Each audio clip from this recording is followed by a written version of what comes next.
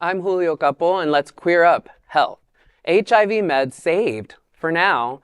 Florida halts ADAP cuts. Florida health officials are hitting pause on a controversial plan that could have cut off life-saving HIV medication for thousands of low-income residents after a legal challenge from advocates. Earlier this month, the Florida Department of Health announced plans to sharply reduce eligibility for Florida AIDS Drug Assistance Program, or ADAP. The proposal would have dropped the income limit from 400% of the federal poverty level to just 130%, potentially stripping access to treatment for as many as 16,000 Floridians. That move sparked swift action from the AIDS Healthcare Foundation, AHF, which filed a complaint alleging the state failed to follow required rulemaking procedures. AHF also filed a separate lawsuit seeking records tied to what it calls a, quote, undocumented $120 million budget shortfall, end quote. Now the state appears to be backing off its March 1st deadline. According to local reporting, the department has published notice of proposed rule changes, triggering a mandatory public review period. AHF's Esteban said the delay proves, quote, the department's action makes clear that legal processes have not been followed. Floridians will now have a say in what happens to this program and its effect on them. It will also provide needed transparency, and the department has not shown why it needs to make these harmful changes and show how it now has a claimed $120 million deficit, end quote. The fight comes amid broader concern over HIV funding following proposed cuts during the Trump administration and rollbacks to USAID programs. Researchers warn this could have deadly global consequences. For now, advocates say transparency and treatment remain on the line.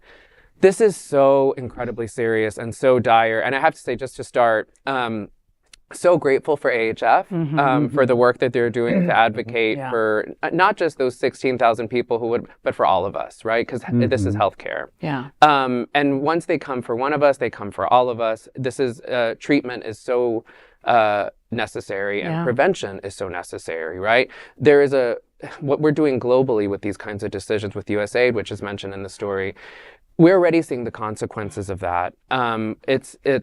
It's dire to see it happen so at our local level and our state level. So thank you to the nonprofits. Thank you to we have so many great folks here locally, from SunServe to Broward House. Thank you for all the people who are doing the work on the ground to make sure folks are informed, and making sure they have access in this really, really and that they're still moment. Supported. You know what I mean? There was an emergency meeting done by AHF right here at Sunshine Cathedral that I went to last week. And all the nonprofits were there represented, and everybody had questions, and there were people that were scared for March 1st to get here and for them to lose their meds, and they had real dire questions. They were worried about their health. Folks that had been on their meds for years, for years, you know, not being on this particular med for a couple of months is not even like an option, you know, like. In this moment of economic crunch, when people are hurting so much, and to think like this moment of high inflation, to think and then to say also you won't have access to life-saving meds.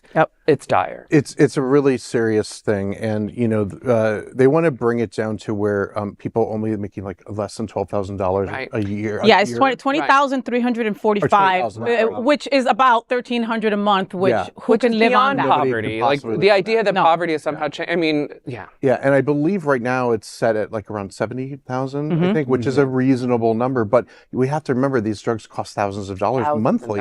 And I know some of the people that were on this program, like they also have to, like, some of them have to switch medications because the state doesn't want to cover like this medication, they want to cover this medication instead.